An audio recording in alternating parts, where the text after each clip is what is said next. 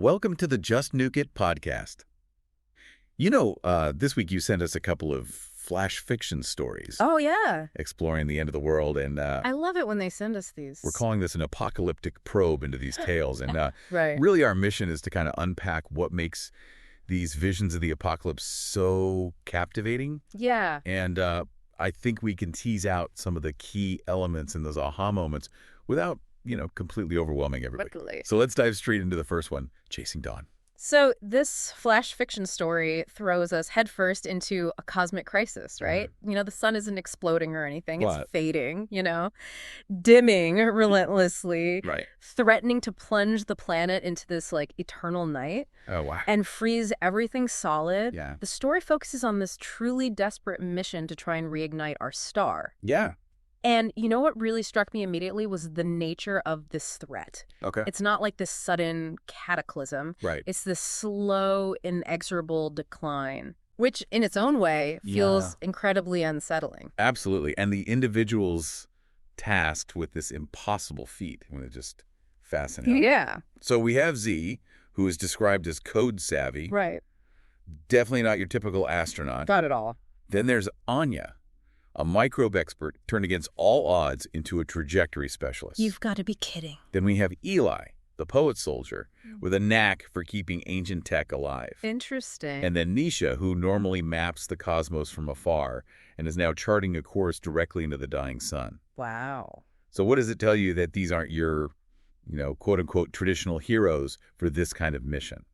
That's a great question. Yeah. It immediately establishes a sense of urgency, I think, Yeah. and perhaps even a commentary on who we rely on when faced with these existential threats. Right. It seems like when conventional expertise fails, Yeah.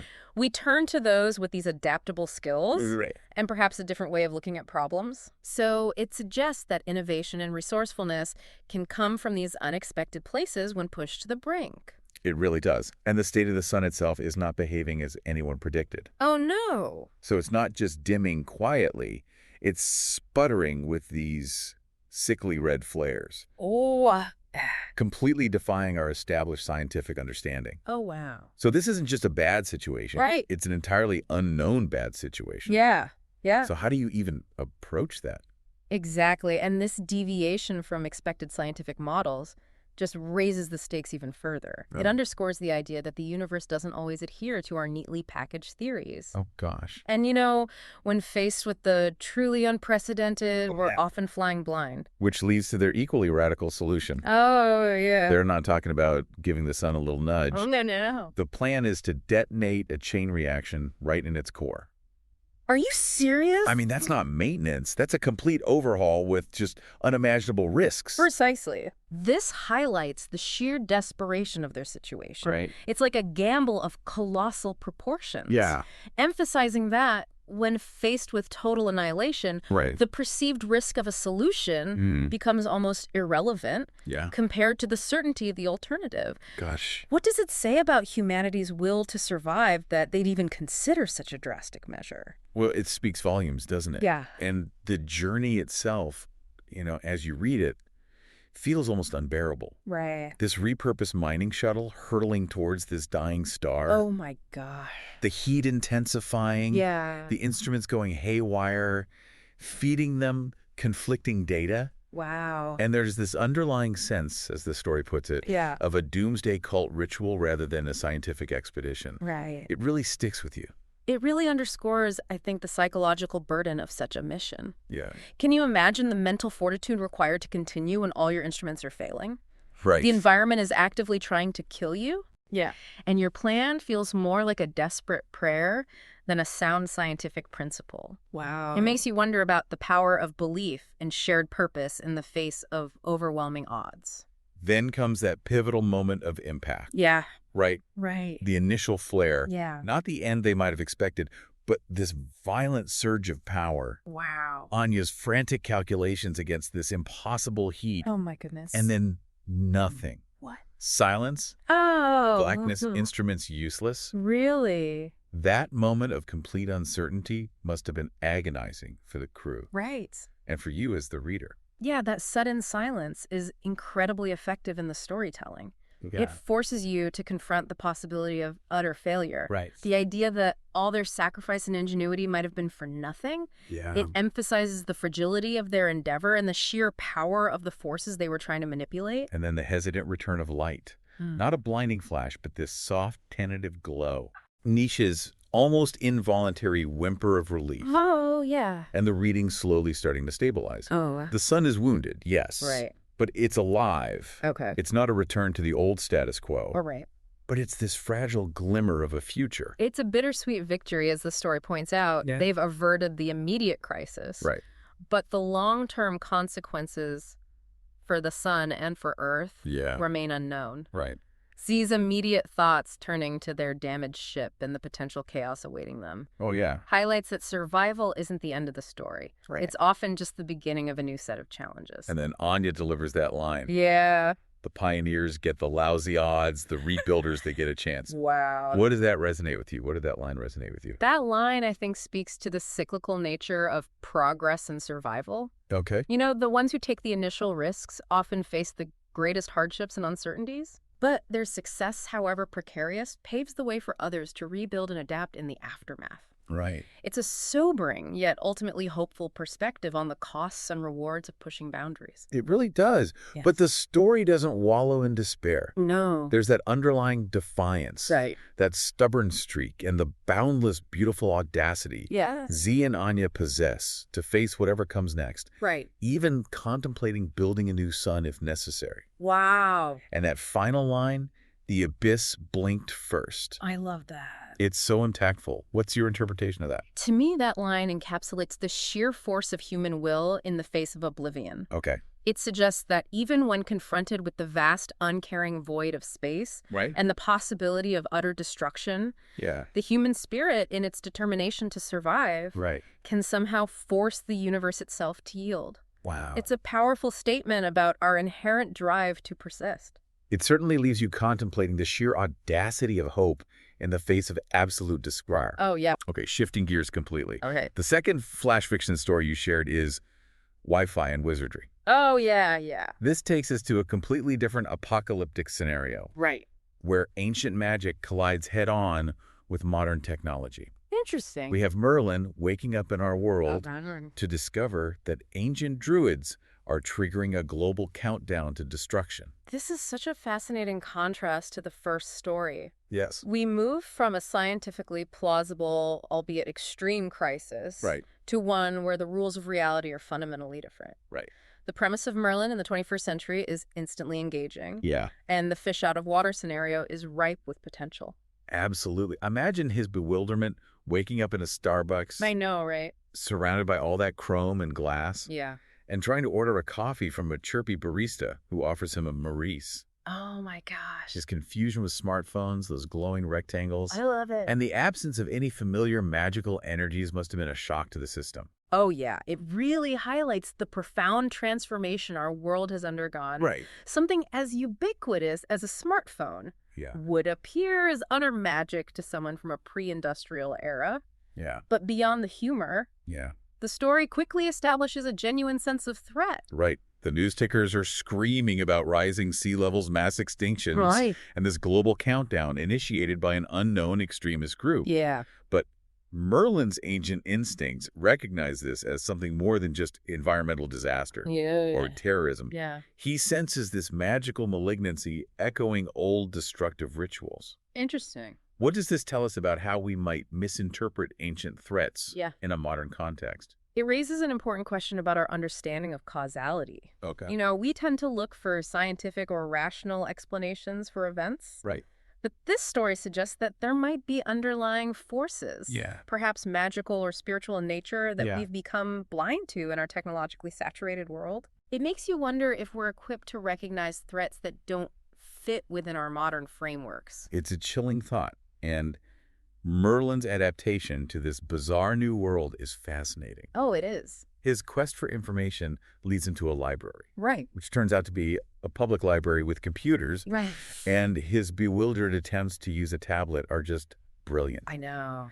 It's this powerful wizard grappling with the mundane miracles of modern technology. It underscores the idea that even the most potent forms of knowledge or power might need to find new avenues of expression in a changed world. Wow. Merlin's willingness to engage with technology, even in his confusion, highlights a crucial aspect of adaptability in the face of the unknown. And he starts to see patterns, doesn't he? Yeah, he does. The seemingly random disasters aren't random at all. Yeah. They're following ancient ley lines. Wow. The druids are tapping into the Earth's magical geography. Right. Just in a contemporary way. Yeah. What does this suggest about the enduring power of place and ancient beliefs, even in our hyper-connected world? It implies that certain fundamental energies or connections might persist regardless of technological advancements. Oh. The story suggests that ancient knowledge, even if seemingly obsolete, could still hold the key to understanding and potentially mitigating modern threats if we knew how to look for it. And Merlin's methods for confronting this threat are so wonderfully unconventional. I know. Bartering prophecies for Wi-Fi passwords. Can you imagine? Trading ancient lore with a hacker known as the Warlock. I love it. It's this incredible fusion of old and new ways of operating. It highlights the power of unexpected alliances. Right. And the idea that solutions to complex problems might require drawing on diverse skill sets and perspectives, even those that seem diametrically opposed. It's a reminder that innovation often happens at the intersection of different fields of knowledge. And then we see Merlin using modern spells. Yeah. Levitating to rooftops. Can you imagine seeing that? And this idea of interpreting social media as a form of modern magic. And then using a mass glamour to shift public fear into defiance. I love that. That's a really clever interpretation of how information and emotions spread in the digital age. Yeah, it shows a deep understanding of the underlying human psychology that magic often manipulates by recognizing social media as this powerful force shaping collective consciousness. Merlin essentially finds a new way to wield influence and counteract the druids' fear-mongering. And the location of the main ritual. This was a fantastic twist. Not some ancient stone circle, but a cold, humming data center. Wow. All that modern technology mirroring the ancient sacred spaces. What's the significance of that setting? The data center, as the modern-day locus of power and connection, is a brilliant metaphor. It underscores our reliance on technology, how it has become integral to almost every aspect of our lives, making it a potential target or a conduit for forces both known and unknown. And the confrontation itself. The cult leader with his touchscreen ritual, merging arcane symbols and circuit diagrams. Oh, wow. And Merlin countering with a chant woven through the server's hum. It's this battle for the very soul of our technological reality. It's a powerful image of the ongoing tension between tradition and modernity. And how the tools of one can be adapted and used in the context of the other. It suggests that the future of both magic and technology might lie in their integration rather than their separation. And the backfiring of the doomsday ritual. Oh, yeah. The binary code twisting impossibly, the countdown freezing, and the cultists being incapacitated by their own magic-infused tech. I love it. It's a wonderfully ironic resolution. Yes. They tried to weaponize the modern world with ancient magic, and it ultimately turned against them. It serves as a cautionary tale about unintended consequences. And the potential for even the most sophisticated systems to be disrupted by forces we don't fully understand. It also highlights a certain poetic justice in their own methods, leading to their downfall. And Merlin's exhausted, but ultimately amused reaction at the end, slumping into an ergonomic office chair. And finding a little appreciation for this new world, especially those coffee brewing magic devices. I know. It's a perfect way to conclude such a wild story. It brings Merlin's journey full circle. He begins as a stranger in a strange land, completely bewildered by our world. By the end, he's not only saved it, but has also found a way to adapt. And even find some small joys in its unique quirks. That's great. It leaves you with a sense of wonder about the possibilities of bridging the ancient and the modern. So as you consider these apocalyptic probes, Yeah. what are some key takeaways? Okay. In Chasing Dawn, you witness this incredible display of human resilience Right. in the face of cosmic annihilation. Yeah. It underscores our reliance on ingenuity Right. and that fundamental refusal to surrender, Yeah. even when facing the literal end of everything. Right. It makes you think about the immense cost of survival. Right. And the sheer scale of rebuilding after such a near catastrophe. Yeah. What kind of future do you even begin to build after saving the fun? Yeah, and with Wi-Fi and wizardry, you encountered a more whimsical, yet equally thought-provoking perspective on potential apocalypses. Right. It explores how ancient threats might manifest in our modern world. Right. And the surprising adaptability required to confront them. Wow. It really raises the question of whether old wisdom can find new ways to combat ever-evolving dangers. Yeah. And if the technology we often see as a source of vulnerability can also be a tool for our salvation. Exactly. Both of these flash fiction stories, in their very different ways, tap into our underlying anxieties about the end of the world. Yeah. But they also manage to ignite this spark of hope. Right. This enduring spirit, human and perhaps wizardly, Right. that will fight for survival against all odds. They offer these fascinating thought experiments about the true nature of catastrophe. Yeah. And the unexpected heroes who might rise to meet it. We hope this apocalyptic probe into these two tales has given you some intriguing insights. Yes. And perhaps a slightly different way to think about the end of the world. Absolutely. Whether it's a slow cosmic fade or a magically induced tech meltdown. Thanks for joining us for this apocalyptic probe on the Just Nuke It podcast. It's been fun. If these wild end-of-the-world scenarios have grabbed you, be sure to rate and follow the show for more captivating stories. More apocalyptic probes, please. We'll catch you next time with another dive into the fascinating fringes of flash fiction.